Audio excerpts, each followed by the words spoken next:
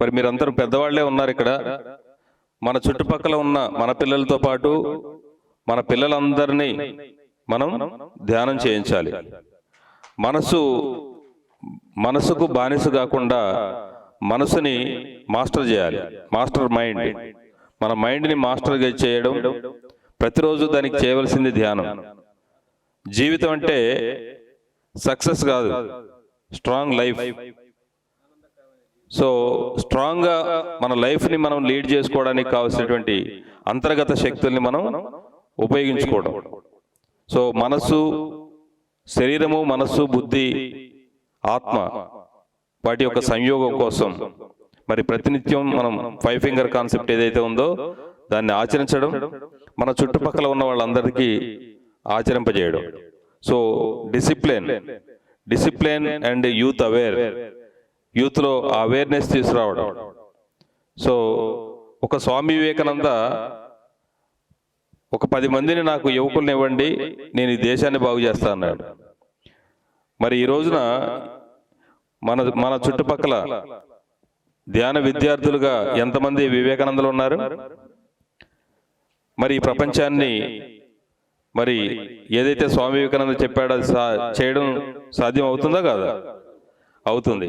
కాబట్టి ఒక 2 నిమిషాలు మనం ధ్యానం, ఒక సంకల్పం చేద్దాం. ధ్యానం చేసి మన చుట్టూ ఉన్న ప్రపంచాన్ని ధ్యాన విద్యార్థిగా మారుద్దాం. మన మనసుని మనకు బానిస కాకుండా, మన పిల్లలు బానిసలు కాకుండా మనసుల్ని మాస్టర్గా చేసేదానికోసం మనం ప్రతినిత్యం ధ్యానం నేర్పిద్దాం, ధ్యానం చేయిద్దాం. మనకు తెలుసు రాష్ట్రపతి అబ్దుల్ కలాం గారు, ఆయన ఫెయిల్ అనే దానికి ఆయన ఇచ్చినటువంటి నిర్వచనం ఏంటంటే, first attempt is for learning. మనము మొదట అటెంప్ట్ చేసేది నేర్చుకోవడం కోసమే. ఆయన జీవితంలో కూడా ఆయన ఫెయిల్ అయ్యాడు. పైలట్ కావాలనుకున్నాడు. ఆయన లాస్ట్, ఇంకా ఆయన తర్వాత ఎవరు అంతకుముందు వరకు సెలెక్ట్ అయిపోయారు, ఆయన ఫెయిల్. అప్పుడు ఆయన పాపం బాధతో స్వామి శివానంద ఆశ్రమంలో కూర్చొని బాధపడుతున్నాడు. అప్పుడు స్వామి శివానంద వచ్చి ఆయన్ని, ఏంటి ఆయన ఎందుకు అలా ఉన్నావు అని అడిగారు.